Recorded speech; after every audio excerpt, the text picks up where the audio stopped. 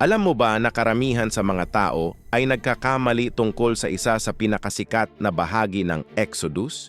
Lagi nating naririnig na pinatigas ng Diyos ang puso ni Paraon. At agad na sinasabi ng iba na hindi patas. Parang rigged, parang wala nang pagpipilian si Paraon. Pero basahin mo ng mabuti ang teksto. Sa unang ilang beses na lumabas ang salitang puso, si Paraon mismo ang nagpatigas nito. Exodus chapter 8 verse 15, Exodus chapter 8 verse 32, Exodus chapter 9 verse 34. Paulit-ulit, sarili niyang desisyon, sarili niyang pagmamatigas.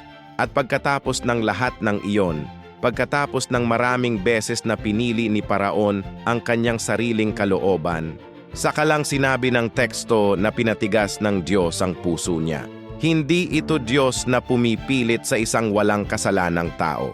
Ito ay Diyos na kinukumpirma ang paulit-ulit na pinili ng isang taong ayaw tumanggap ng katotohanan.